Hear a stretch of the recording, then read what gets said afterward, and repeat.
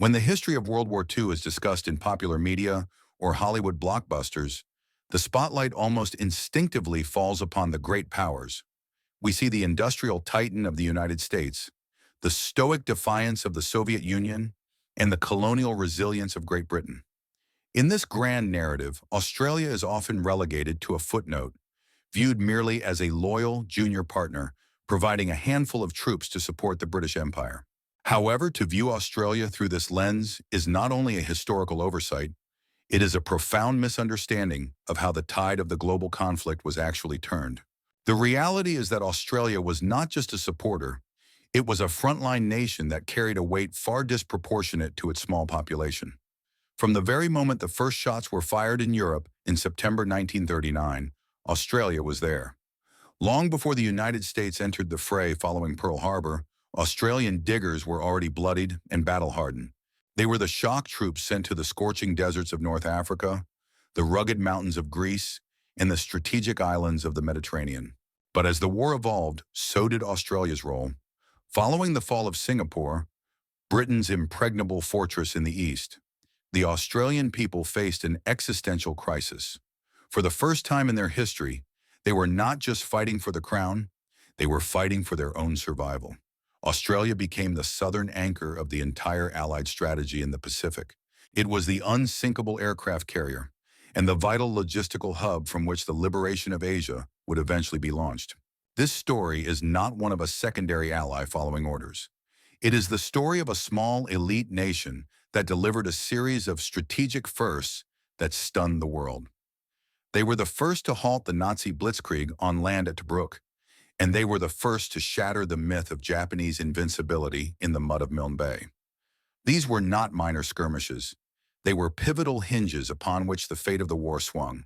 As we dive into this history, we must break the stereotype of Australia as a second-tier participant.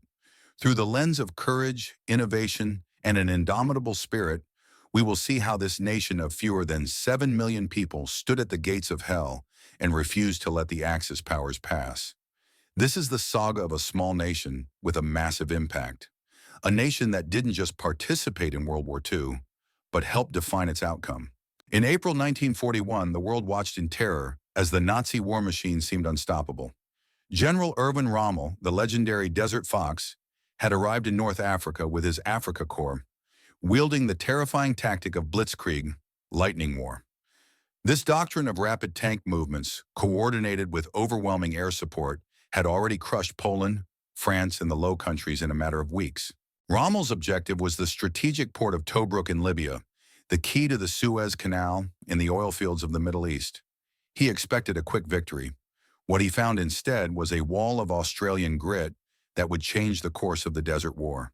The defense of Tobruk was primarily entrusted to the Australian 9th Division and elements of the 7th, under the command of Major General Leslie Morshead. Morshead's philosophy was simple yet revolutionary. He refused to be intimidated by the German tanks. He instructed his men to let the panzers pass through the initial lines, where they would be dealt with by anti-tank guns and the 25-pounders, while the Australian infantry remained in their concealed bunkers to jump out and slaughter the following German infantry. This was the Bushman's approach to war, stoic, aggressive, and unpredictable. The Australians utilized a deep network of trenches, concrete bunkers, and beeline defenses left behind by the Italians. But they improved them with a relentless patrolling spirit. Under the cover of darkness, Australian patrols would slip into no man's land, harassing German outposts, stealing equipment, and capturing prisoners. They turned the hunter into the hunted. Rommel, frustrated by his inability to break the perimeter, famously complained that his elite troops were being held back by savages. The German propaganda machine, led by Lord Haw Haw, attempted to demoralize the defenders by calling them the rats of Tobruk, implying they were trapped in holes and scurrying in the dark. In a classic display of the Australian sense of humor and defiance, the soldiers didn't take offense. They embraced the title. They crafted unofficial medals from scrap metal and called themselves the Rats with fierce pride. They weren't trapped. They were holding the door shut on the Third Reich. For 242 days, the Rats of Tobruk endured blistering heat, sandstorms, thirst, and constant Stuka dive bomber attacks. They were the first Allied force to successfully stand their ground against a sustained Blitzkrieg offensive on land. By the time they were relieved, they had shattered the myth of German invincibility and provided the British Empire with its first glimmer of hope in the dark early years of the war. Tobruk was not just a siege. It was the moment the world realized that the Nazi Blitzkrieg could be stopped if you had the courage to dig in and fight back. By August 1942, the Japanese Imperial Army was viewed by the Allies as an unstoppable phantom of the jungle. From the lightning conquest of Malaya to the humiliating fall of Singapore and the Philippines, the Japanese had never been defeated in a major land engagement. They were considered masters of night fighting and amphibious assault, soldiers who thrived in terrain that broke Western armies. When the Japanese Special Naval Landing Forces, the elite Japanese Marines, stormed the beaches of Milne Bay at the eastern tip of Papua New Guinea, they expected another swift victory to secure a vital airfield for their strike against Port Moresby. What the Japanese did not realize was that they were walking into a meticulously prepared trap, manned by a determined force of nearly 9,000 Australians, supported by a small contingent of American engineers. The Battle of Milne Bay was a brutal, claustrophobic struggle fought in a landscape that can only be described as a nightmare. A sodden, swampy rainforest where it rained almost constantly, and the mud was so deep it could swallow a man's boots.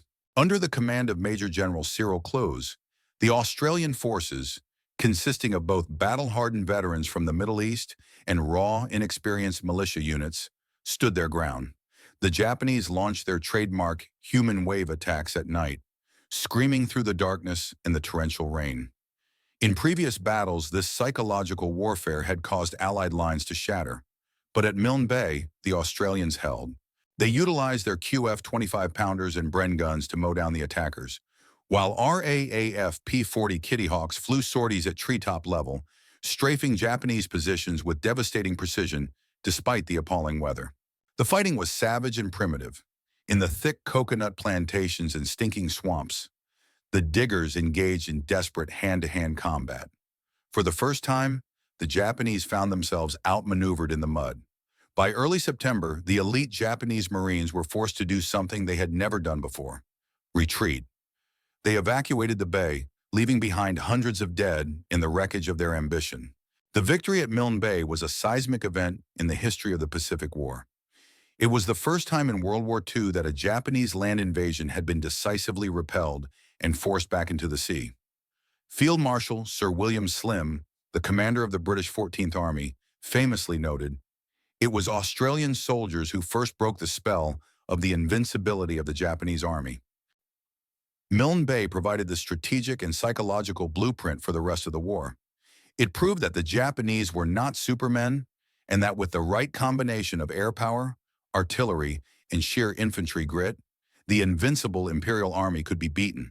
For much of the early war, Australia had fought on distant shores, viewing the conflict through newsreels and letters from abroad.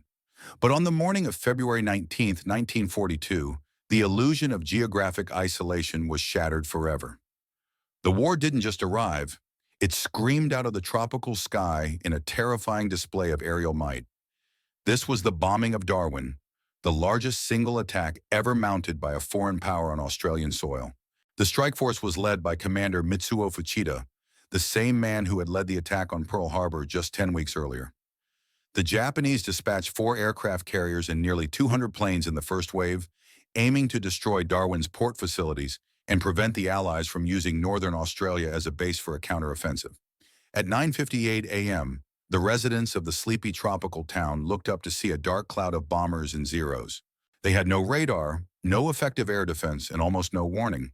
The devastation was instantaneous and catastrophic. The harbor, crowded with Allied warships and merchant vessels, became a literal cauldron of fire. The USS Peary was hit and sunk, taking 88 sailors to the bottom.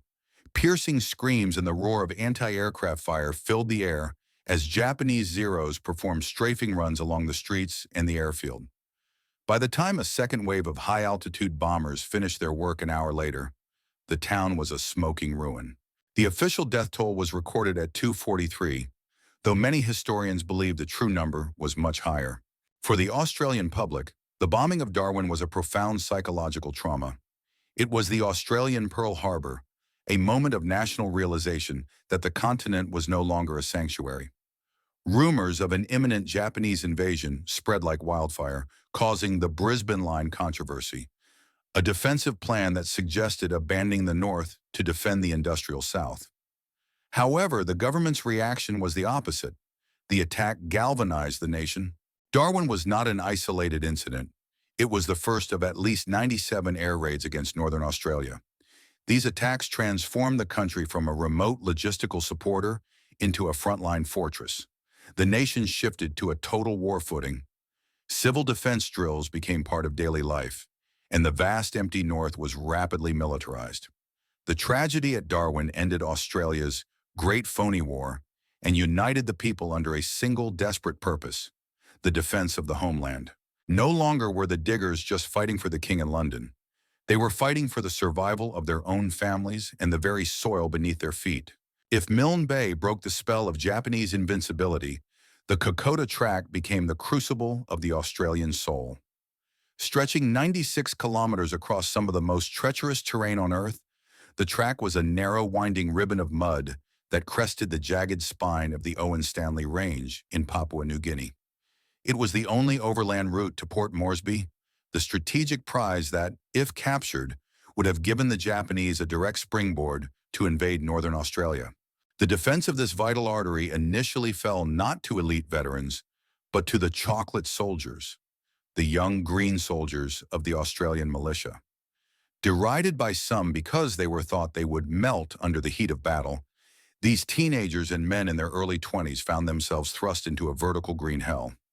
Facing them were 10,000 battle-hardened troops of the Japanese South Seas Detachment, veterans of the conquest of China and Rabaul. The environment was as lethal as the enemy. The track was a labyrinth of razor-sharp ridges, waist-deep swamps, and golden stairs carved into the mud that required agonizing effort to climb. Soldiers fought in a state of permanent saturation from torrential rains, haunted by malaria, dysentery, and the constant threat of ambush in the dense undergrowth. Supply lines were so fragile that the Australians relied on the fuzzy Wuzzy Angels, local Papuan carriers who performed miraculous feats of endurance, carrying supplies up and wounded men down the treacherous slopes with a tenderness that became legendary. The fighting was a brutal war of attrition. At places like Isurava, the Australians fought a fighting withdrawal that mirrored the ancient stand at Thermopylae. Outnumbered and outgunned, they utilized hit-and-run tactics, turning every ridge into a fortress and every valley into a trap. They traded space for time, bleeding the Japanese advance dry. The bravery of men like Bruce Kingsbury, who charged a Japanese machine gun position with a Bren gun to save his battalion, earning a posthumous Victoria Cross, exemplified the spirit of the defense. By the time the Australian 7th Division veterans arrived to reinforce the militia, the Japanese momentum had been shattered. Exhausted, starving, and cut off from their own supplies, the Japanese were forced to do the unthinkable. They were ordered to advance backwards. The Kokoda campaign was the first time the Japanese land advance in the Pacific was not just halted, but reversed through sheer doggedness. Kokoda remains the defining moment of Australia's World War II experience. It was a victory won not by superior technology, but by the extraordinary endurance of ordinary men. They didn't just save Port Moresby, they saved Australia, proving that even in the deepest, darkest jungle, the spirit of the digger was a force that no empire could conquer. The Kokoda track was more than a test of military hardware. It was a test of human endurance and the bonds of brotherhood. In the vertical mud of the Owen Stanley Range, a wounded soldier was often a dead man, unless he was found by the fuzzy Wuzzy Angels. These were the indigenous people of Papua New Guinea, locals who volunteered or were recruited to support the Australian effort. The nickname, coined with deep affection by the Australian diggers, referred to their frizzy hair and their almost divine compassion. In a terrain where no vehicle could move and pack animals collapsed from exhaustion, the fuzzy Wuzzy Angels became a human lifeline. They carried heavy crates of ammunition and food up near vertical slopes, but it was their role as stretcher bearers that cemented their place in legend.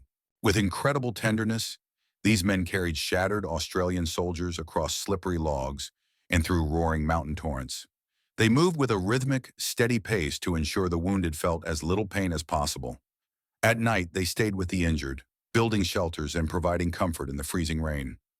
This bond went beyond military necessity. It was the birth of a profound mutual respect. For the Australians, these locals were the difference between life and death. For the Papuans, the Australians were the first foreigners to treat them with genuine dignity and mateship. Mateship is the central pillar of Australian identity, and at Kokoda, it reached its zenith. It was the unspoken code that no man would be left behind, regardless of the odds. This spirit of egalitarianism, where the officer and the private shared the same mud and the same meager rations, created a psychological resilience that the Japanese Imperial Army, with its rigid and brutal hierarchy, could not comprehend. When an Australian soldier was too weak to walk, his mates carried his pack. When he was too discouraged to continue, they hauled him to his feet. This partnership between the diggers and the angels created a logistical and moral advantage that ultimately broke the Japanese momentum. While the Japanese commanders viewed the local population with suspicion or cruelty, the Australians treated them as partners in a shared struggle. The Fuzzy Wuzzy Angels provided the Australians with superior intelligence and a functional supply chain in a green hell that had become a graveyard for the Japanese. In the history of the Pacific War, the victory at Kokoda belongs as much to these indigenous angels as it does to the soldiers who fired the rifles. They proved that in the darkest hour of war, the most powerful weapon is not a bomb or a bullet, but the simple, unyielding spirit of human compassion. While the air raids on Darwin had brought the war to Australia's northern doorstep, the events of late May and early June 1942 brought the conflict directly into the nation's industrial and cultural heartland. On the night of May 31, 1942, the unthinkable happened. The war entered Sydney Harbor. This was not a distant rumor from the tropics, but a bold, stealthy penetration of Australia's most iconic waterway by the Imperial Japanese Navy's midget submarines. The operation involved 5 large I-class submarines acting as motherships, which launched 3 two-man midget submarines from just outside the Sydney Heads. Their target was the concentration of Allied warships anchored in the harbor, including the heavy cruiser USS Chicago. The first midget submarine became entangled in a torpedo net, and its crew committed suicide by detonating their craft. However, the remaining 2 managed to penetrate the inner harbor, triggering a night of chaos, sirens, and frantic searchlight sweeps. In the confusion, one Japanese midget submarine fired 2 torpedoes at the USS Chicago. Both missed the cruiser, but one passed underneath it and struck the seawall at Garden Island, exploding beneath the HMS Kudabul, a converted ferry being used as a naval depot ship. The blast was devastating, sinking the Kudabul and claiming the lives of 21 Allied sailors. The residents of Sydney woke to the sound of explosions and the sight of naval depth charges erupting in their harbor. A chilling realization that their safe haven was now a combat zone. The terror did not end there. A week later, on the night of June 8th, the mother submarines surfaced off the coast to launch a direct bombardment. The I-24 fired shells into the affluent eastern suburbs of Sydney, while the I-21 targeted the industrial hub of Newcastle, aiming for the vital BHP steelworks. Although the physical damage was relatively minor, shattering windows and damaging a few homes, the psychological impact was seismic. The Sydney Harbor raid and the subsequent shelling of Newcastle ended the illusion of safety for the Australian public. It proved that the Japanese possessed the reach and the audacity to strike at the nation's largest cities. The sight of midget submarines being raised from the harbor floor was a sobering reminder of the enemy's proximity. This shock from the sea galvanized the population into a unified state of total defense. Blackout restrictions were strictly enforced, air raid shelters were dug in suburban backyards, and the volunteer defense corps swelled in numbers. The war was no longer something happening up north or overseas. It was right outside the window, and every Australian citizen was now on the front line.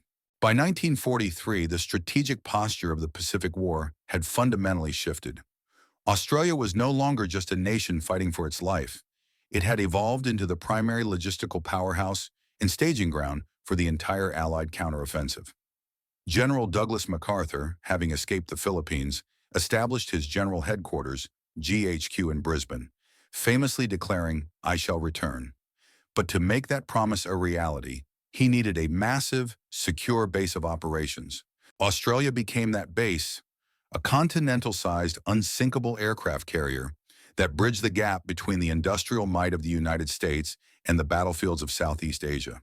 The scale of Australia's contribution as a strategic hub was staggering.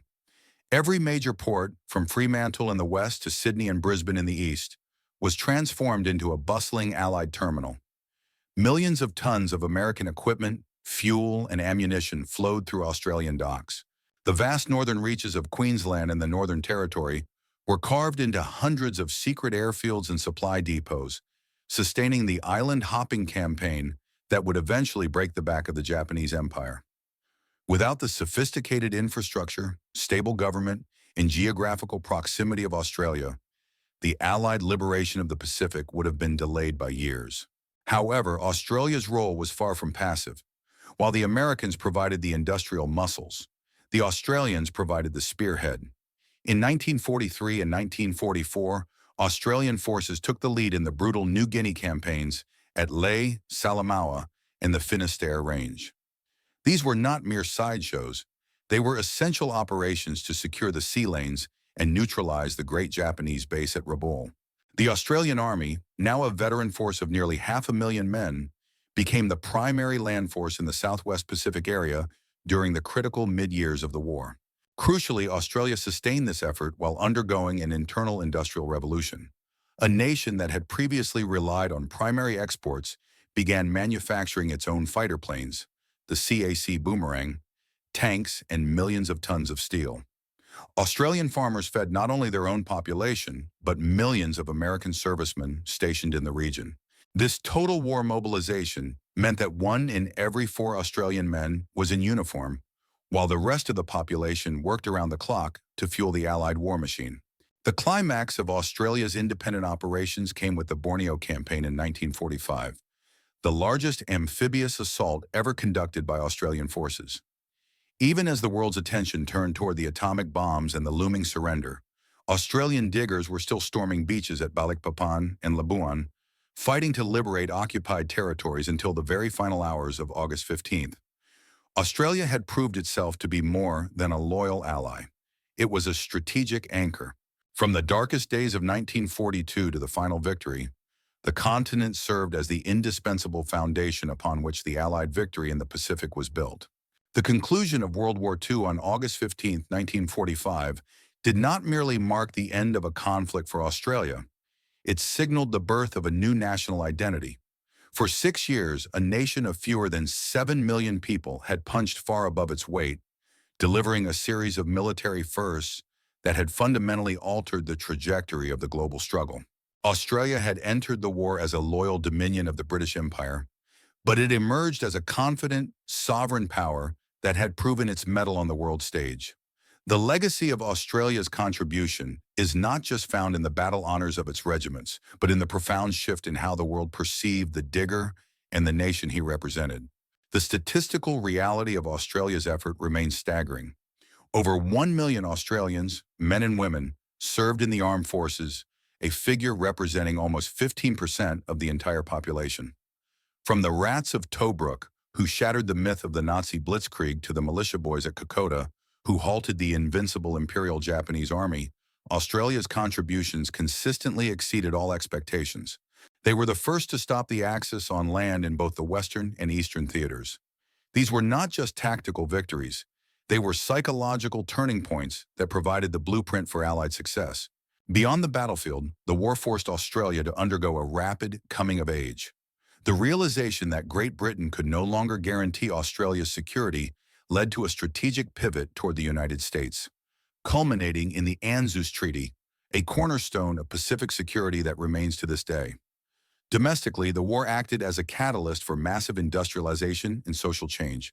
The populate or perish policy, born from the fear of invasion during the dark days of 1942, triggered a post-war migration program that would transform Australia into one of the most successful multicultural societies on Earth. The spirit of the digger, defined by mateship, endurance, and an irreverent defiance in the face of impossible odds, became the permanent bedrock of the Australian character. The Kokoda track in Milne Bay became as sacred to the national memory as Gallipoli, representing a time when the nation stood alone at the gate and refused to yield. Australia proved that a small nation could possess a massive impact, provided its people were unified by a singular purpose. As we look back, the story of Australia in World War II is a reminder that history is not only made by superpowers, it is made by those who show up when the world is at its darkest. Australia didn't just participate in the victory, it was a key architect of it. From the deserts of Africa to the jungles of Borneo, the small nation from the bottom of the world left an indelible mark on history, ensuring that the post-war world was defined not by tyranny, but by the freedom they had fought so fiercely to defend.